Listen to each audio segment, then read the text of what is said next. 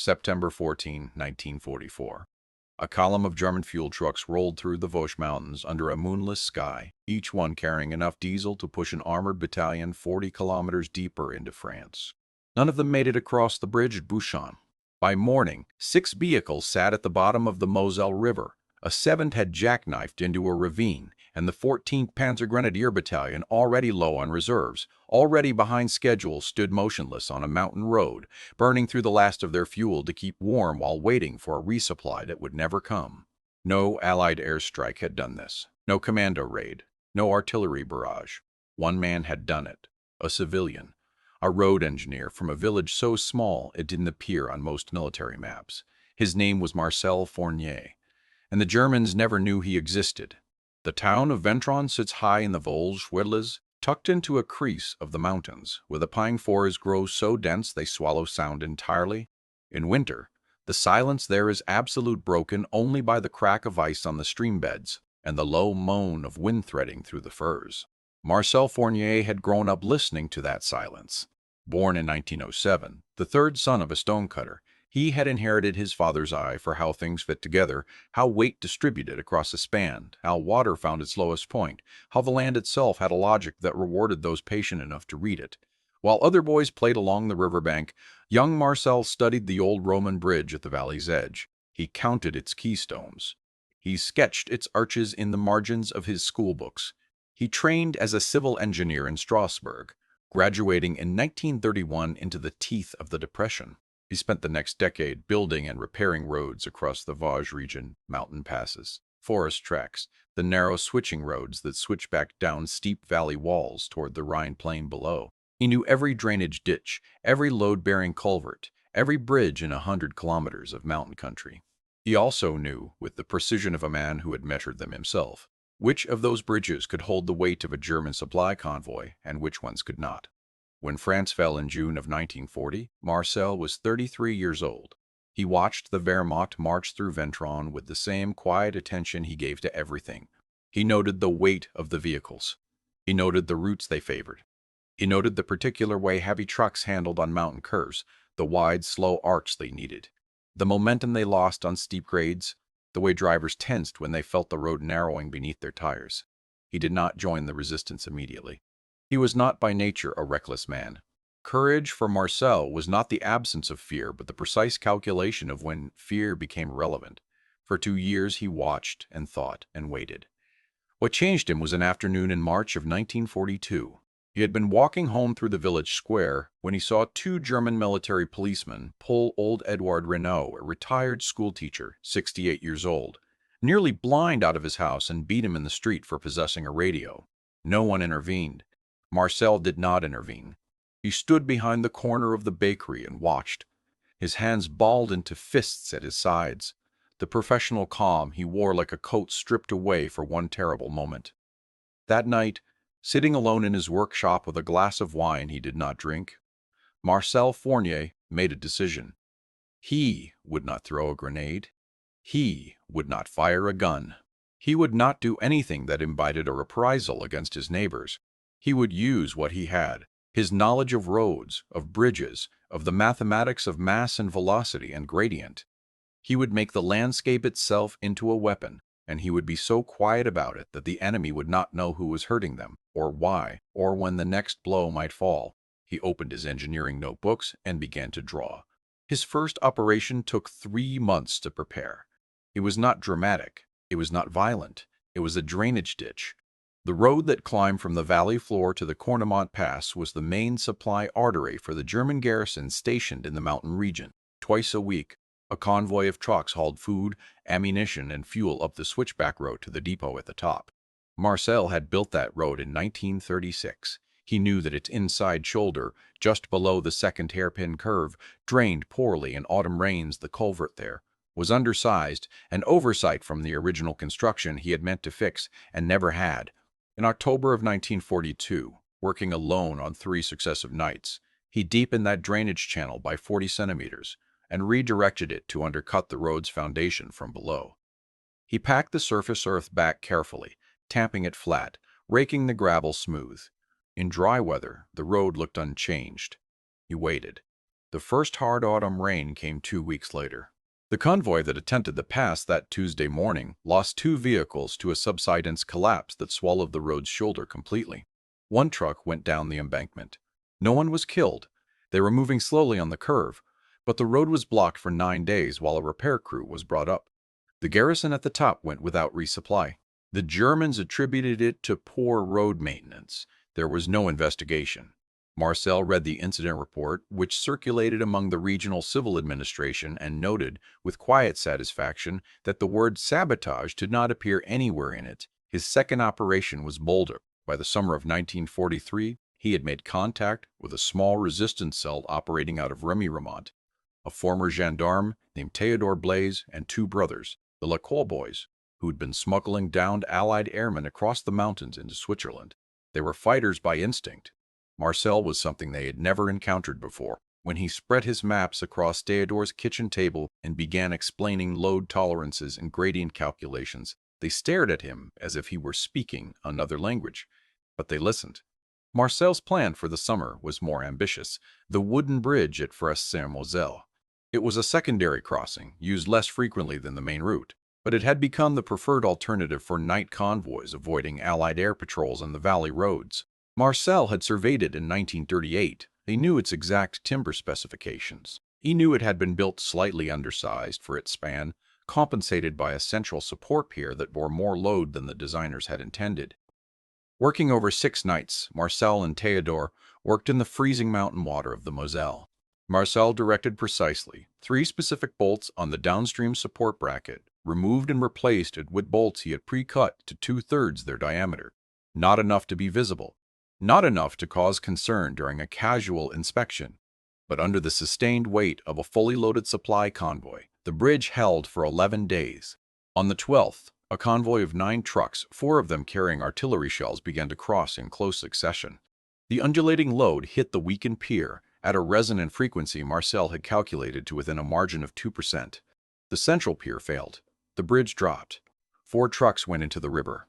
The remaining 5 were stranded on the far bank, unable to cross. The artillery shells were irretrievable, resting 12 feet below the surface in the fast-moving current. This time, the Germans were not so quick to attribute it to maintenance failure. A military engineering team was brought in within 48 hours. They examined the broken brackets. They found the cut bolts. Marcel had anticipated this. He had also, over the previous 3 weeks, quietly reported the bridge's deteriorating condition to the regional civil engineering office in writing, with documentation citing overloading by military vehicles as a concern. The file existed. The paper trail was clear. His name was associated with the bridge not as a saboteur, but as the conscientious engineer who had tried to prevent exactly this kind of accident. The investigation concluded that the bridge had failed due to structural degradation accelerated by excessive military traffic. The incident was categorized as an infrastructure accident. Marcel was not questioned, but he knew he was being watched. The tone in the village had shifted, a subtle tightening, German patrols stopping more civilians for document checks. A military intelligence officer who had taken up residence at the hotel in Saint-Maurice-sur-Moselle and spent his afternoons walking the roads with a notebook. His name was Hauptmann Werner Holzer, and he was good. Hauptmann Holzer was 31. A structural engineer by training. The Wehrmacht had pulled him from a Berlin construction firm in 1940 and put him in uniform. He had spent 3 years assessing bridges, roads, and tunnels across occupied Europe, and he had developed a particular sensitivity to the difference between structural failure and engineered failure. The Fresnes bridge bothered him. The cut bolts on their own could have been accounted for. Pre-existing fatigue cracks, improperly manufactured hardware.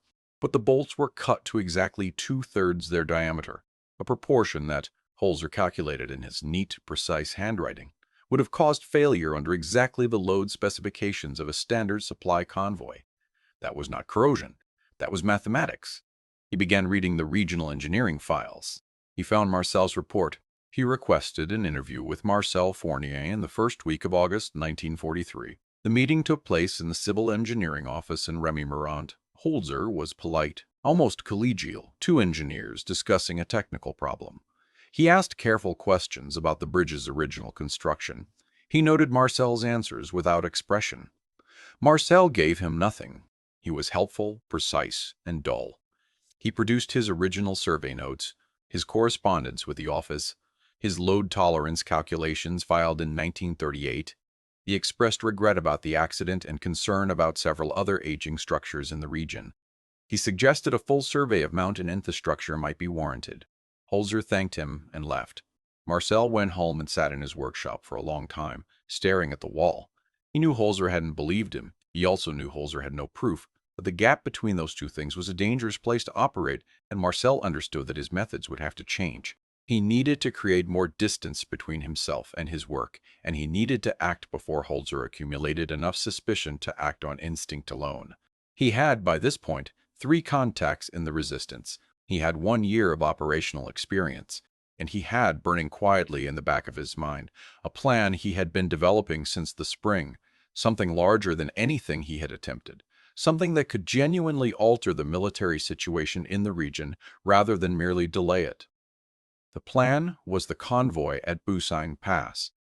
By the summer of 1944, everything in the Vosges had changed. The Allied landings in Normandy in June and the landings in Provence in August had put the German military in France into a fighting retreat. The 14th Panzer Grenadier Battalion had been pushed east, back toward the Vosges, and was attempting to consolidate a defensive line in the mountains before the autumn closed the high passes. To hold that line, they needed fuel. Specifically, they needed the convoy of diesel trucks that was scheduled to transit Battalion Pass on the night of September 14th, 16 vehicles, carrying reserves sufficient to keep an armored battalion mobile for 3 weeks. Marcel had known about this convoy for 2 weeks. He had a source, a young Alsatian woman named Eleanor, who worked in the German Motor Pool Administration and passed information to Theodor's cell. She had seen the logistics orders. She knew the route, the timing, the load. Marcel had spent those 2 weeks walking the road. The D465 that crossed Battalion Pass was a road he knew intimately. He had repaved 3 kilometers of it in 1938 and had argued at the time with the regional supervisor about the gradient of the approach to the bridge at the Col du Bassang stream crossing. The bridge was narrow, a single lane. Any vehicle that lost control of its approach angle on the downhill gradient would go sideways, and a heavy truck that went sideways on that bridge at night would go over the stone rail and into the stream bed 12 meters below. The problem was that experienced drivers would not lose control. The Germans assigned their best drivers to fuel convoys. The cargo was too valuable to risk on amateurs, so Marcel would have to help them lose control. He needed 3 things: a road surface that betrayed the driver's steering at exactly the wrong moment, a visual cue that made the driver believe he was on the correct line when he was not, and an obstacle that was invisible until it was too late to respond. He had all 3. 2 nights before the convoy was scheduled to transit, Marcel and the 2 Lacroix brothers went to work.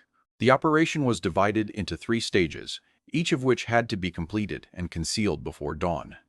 The first stage was the road surface. The approach to the bridge dropped at a 7% grade for 80 meters before leveling onto the bridge deck.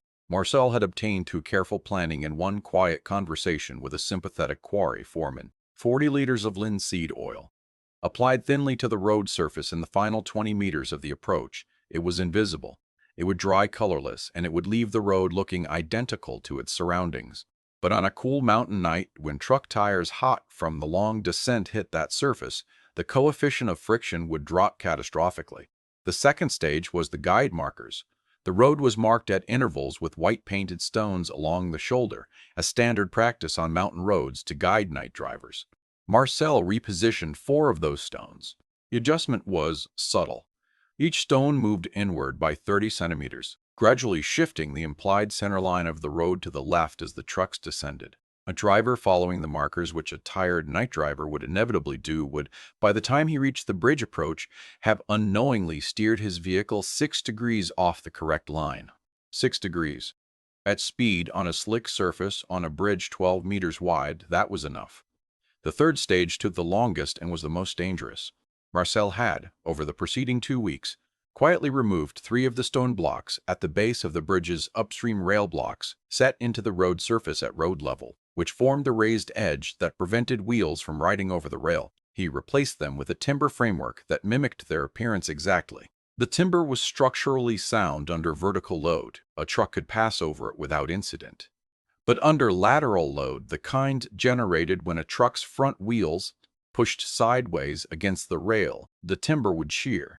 There would be no visible sign of the modification. A driver would not see it. A pre-transit inspection in daylight might have caught it.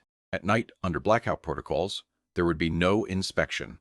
Marcel and the Lacroix brothers finished just before 4 in the morning. They dispersed into the forest. Marcel climbed to a position on the ridge above the road, wrapped himself in a blanket, and waited in the dark. The convoy arrived at 11:47 p.m. on September 14th. He heard it before he saw it, a low mechanical grumble of heavy diesel engines working against the grade, the hiss of air brakes on the descent. He counted the lights, 16 pairs of hooded blackout slits moving in single file through the mountain dark. The lead truck reached the approach. Marcel watched the driver's line. Even in the darkness, he could read it from the arc of the blackout lights. The truck was drifting left, following the reposition markers exactly as he had calculated. It hit the oiled section at approximately 40 kilometers per hour. The front end skated. The driver corrected instinctively, hard right on the wheel, and the overcorrection sent the truck's rear swinging wide. The vehicle hit the bridge rail not head-on, but at an angle, driver's side front wheel riding up and over the timber framework. The rail sheared, the truck tipped. It went over in what felt, to Marcel watching from above, like terrible slow motion, a massive silhouette tilting, hanging for one breath against the sky, and then dropping into the darkness below. The sound of the impact came up a second later, a deep, concussive crash of metal and water. The convoy behind it had no time to stop. The second truck, following too close on the grade, struck the first truck's trailer as it blocked the bridge. The third truck attempted to brake and slid on the oiled surface, its front wheels pushing against the now open gap in the rail. Marcel stopped counting at the third truck. By the time the convoy came to a complete halt, 6 vehicles had gone into the river or jackknifed on the approach. The bridge itself was blocked by wreckage. The remaining 10 trucks sat on the mountain road, their engines idling, their drivers standing on the tarmac in the cold dark with no idea what had happened. The radio traffic that followed Marcel, listened on a captured field radio that Theodore had provided, was illuminating. The battalion commander, whose armored vehicles sat 40 kilometers away, consuming the last of their operational fuel reserves, received the news with an escalation of disbelief and fury that Marcel could hear even through the static. The resupply would not come. The pass was blocked. No alternative route could carry the convoy's full load before dawn exposed them to Allied air attack. The 14th Panzergrenadier Battalion was immobile. 48 hours later, without fuel to maneuver, they were encircled by elements of the French First Army advancing from the south. They surrendered on September 17th. Marcel heard the surrender on the same captured radio, sitting in the same farmhouse where Theodore's cell had sheltered for 3 days after the operation. He did not celebrate. He sat for a long time looking at his hands, the hands of a man who built roads and had spent 2 years using that knowledge to unmake them. The cost of those 2 years was not something he could easily tabulate. He had not fired a weapon. He had not seen anyone die. But he knew what he had done at the Busang Bridge was not clean. He had engineered a situation in which men soldiers, yes, enemies, yes, but men had gone into the dark water of a mountain stream. He did not know how many had survived. He did not ask. What he knew was this: the defensive line the 14th Battalion was supposed to hold had collapsed. The passes that battalion would have guarded were open. The Allied advance that followed moved through the Vosges without encountering the prepared positions that had been planned. Military historians would later estimate that the road was open 3 weeks earlier than it otherwise would have been. 3 weeks. That was the span of human life, measured in military arithmetic. Holzer, Marcel learned afterward, had been transferred to the Eastern Front 2 weeks before the convoy operation pulled suddenly, someone in the Wehrmacht having decided his analytical skills were needed elsewhere. Marcel never knew whether the transfer was coincidence or whether someone in the resistance had intervened to move him. He thought about that sometimes. In the immediate aftermath, Marcel's life contracted.